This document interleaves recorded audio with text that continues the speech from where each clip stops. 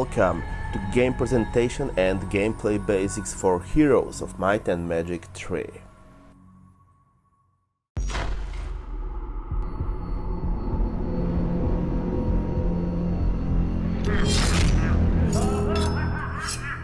Greetings, heroes!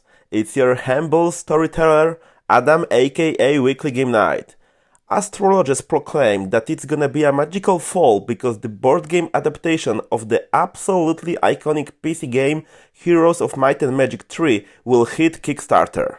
It's the game I've played for hundreds of hours, and now, thanks to the publisher Archon Studio and its designer Jakub Oleksik, we can experience the charm of this classic but on the board. Let me take you then on a journey through the world of Might and Magic, a journey during which you will get to know the gamebox contents and what the gameplay is all about. Please consider that this video is based on the prototype I've received, so the game elements and their quantity are due to change with the successful crowdfunding campaign, which I keep my fingers crossed for. Heroes of Might and Magic 3 is a turn-based strategic game for 1 to 3 players. In the games, players clash or cooperate with each other, trying to complete scenario's objective. There is also a solo mode for the lone wolves that comes along with the dedicated campaign. And if you are interested in 4 players gameplay, then with additional factions you can pick the special alliance mode 2 versus 2. And you can find more information about the game on Kickstarter. You will find the link to the campaign in the description of this video, and you might also be interested in more of my YouTube videos about this game. And of course, your humble storyteller encourages you to subscribe to my YouTube, and how about hitting that like button? Okay, but it's enough. Sun is rising. It's about the time to begin the journey in the land of Erathia.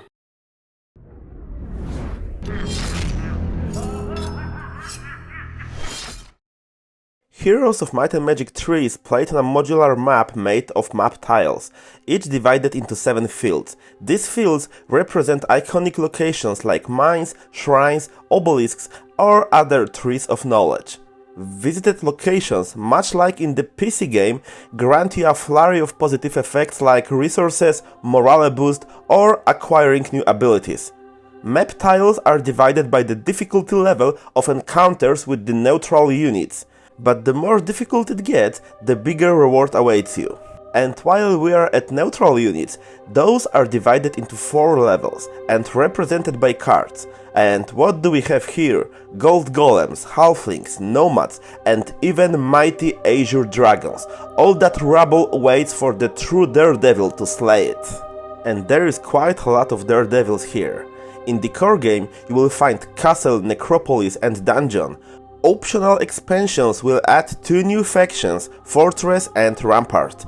There are 2 heroes for each faction, Wizard and Warrior, represented by miniatures and hero boards. Castle comes with Iron Fist Catherine and Ryan.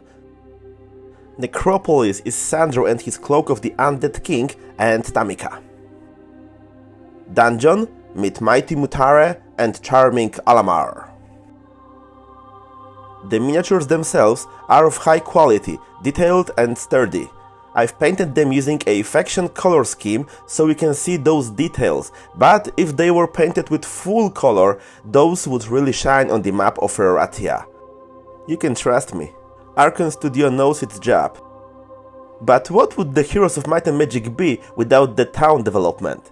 It's no different when it comes to the board game. In the cities, you can erect buildings. In the prototype, these are represented by the cards, but in the final version, there will be a custom town board available with the building shown on tiles. Anyways, each faction comes with 7 buildings, and each of them grants you access to specific effects or units of a higher level. Each faction comes with 7 units, and depending on the quantity, you will use one side of the unit card, a few or lots. In the game, you will find all the units available in its PC predecessor, so you will find vampires, skeletons, or iconic archangels. Everything you might need to wreak havoc in the land of Erathia. Besides gaining experience, each hero can gain an array of cards to build his personal deck of Might and Magic. These cards are divided into 4 types: statistics, spells, abilities, and artifacts. In the game, you will find 30 spell cards like the well-known Magic Arrow, Chain Lightning, Blind or Town Portal. Statistics cards are Attack, Defense, Power and Knowledge. Within 26 abilities cards, you will find classic of Heroes of Might and Magic 3, Leadership, Mysticism, Logistics or Diplomacy, not overpowered at all in the PC version of the game. Finally, there are 20 legendary artifacts divided into 3 levels of rarity. You better take a look at these goodies. And please notice the completely new redrawn graphics for basically every game element. Impressive player dashboard made out of the previously shown game elements comes with the resources of 3 types: gold, stone, valuables and a income track. Of course, in the game box you will find a pack of tokens, resources, damage, actions and morale. There are some dice as well, resources, treasures and attack modifier. The other book that comes with the game is the scenario book, in which mighty heroes will find scenarios for competitive or co-op mode and a solo campaign as well. Each scenario describes victory conditions, gameplay length, special rules and map setup.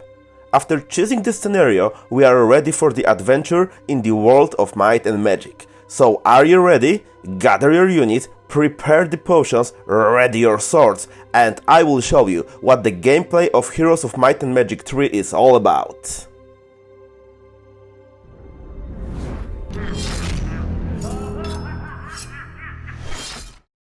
Heroes of Might and Magic 3 is a turn-based strategic game in which the heroes play their rounds alternately and visit an array of locations, develop their towns, fight with neutral units and other players as well.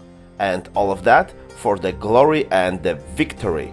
Oh, and yes, you can find the victory conditions in this scenario book.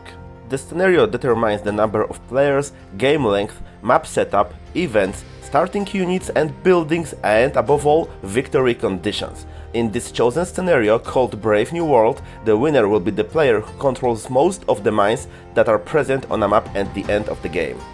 The game of Heroes of Might and Magic 3 takes place on the map made of tiles, each one divided into 7 fields through which our mighty heroes move. Game is divided into rounds. Odd rounds bring the income based on the income level of each of the resources. In this case, Warrior Mutare receives 20 gold, 4 stone and 2 valuables. Even turns, on the other hand, bring special events written on the astrologer's cards. But before we move on to the round treatment, let's take a look at the heroes boards and deck of Might and Magic. On the hero board there is a name, type, starting cards, special abilities and the experience track. Gaining experience allows for a higher hand limit, adding new hero personal abilities or playing more cards at the expert level. Deck building is one of the most important aspects of Heroes of Might and Magic 3. While playing, players will develop their deck of Might and Magic and it can consist of spells, abilities, statistics cards and artifacts. In this smart way, several different aspects of the PC game were mixed together and added to its board game counterpart. And I got to say, I really dig it. In each of the game rounds, players will execute their actions consecutively. There are some exceptions though, but we'll get to that later. The player starts with cards drawn up to their current limit. Here, Tamika, being at 3rd experience level, draws 5 cards. Next, we move on to the actions breakdown. So let's take a look at the actions, and those can be split into 2 types. Purchasing a spell from the Mage Guild, Expanding Town and Recruitment are the actions that all the players can execute simultaneously, but only once in a round. A neat way to deal with the downtime. The other action type is the ones that are executed only in the single player's round without any limits. Moving, buying a secondary hero, playing cards, visiting locations and of course battles. So let's take a look at each of the actions one by one. Expanding your town basically means buying one of the buildings that, much like in the PC version, allows you to recruit new units or grants you some special effects. In this case, we see mighty Tamika building Mausoleum so she can recruit new silver units like powerful vampires or leeches. If we have the mage guild present in the town, we can purchase a spell by choosing top card from the discarded spells cards or picking one out of 2 cards drawn from the spell deck. Recruit units.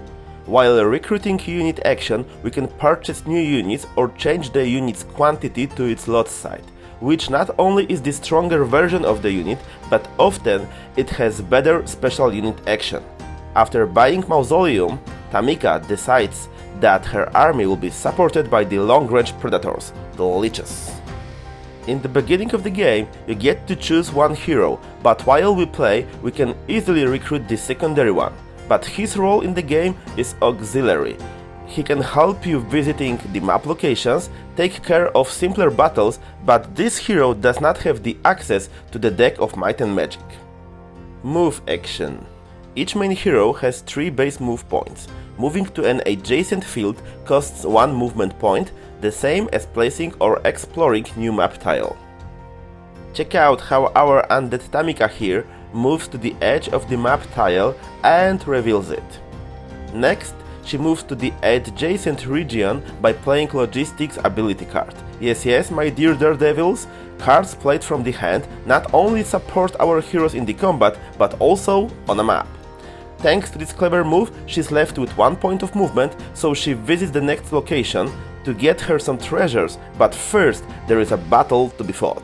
If while movement, our hero enters the field with a Roman numeral or with an enemy hero present, we immediately start the battle. In this case, we start off by drawing neutral units according to the encounter level and current difficulty level of the game. In this battle, we will greet boars, mummies and rogues. We will greet them with fireballs and steel. While playing out the battles, the game changes to a simplified skirmish wargame.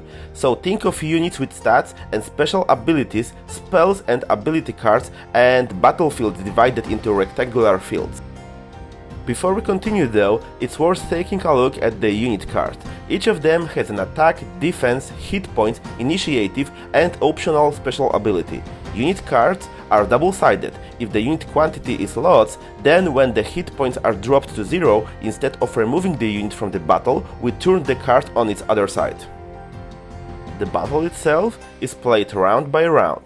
Players move their units according to the unit's initiative, starting off with the highest initiative unit.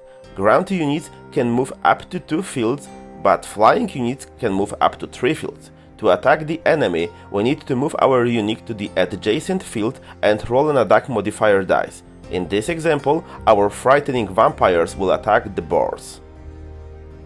Our attack or defense can be supported by playing cards, and this is exactly the plan here. We're gonna play attack card at the expert level. To determine the exact damage, we need to total up the attack stat of the unit, dice modifier, played cards and the defense of the defender.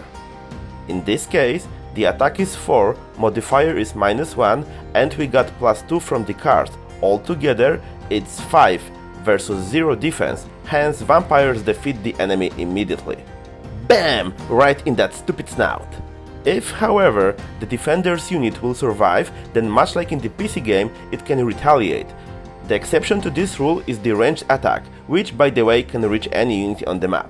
And so, here we see rogues surviving the skeleton's attack and retaliating by dealing 2 damage, -1 defense equals 1 damage, which didn't bring the skeleton's hit points to 0. While fighting the neutral units, we played just 1 full round, and every next round cost us 1 movement point.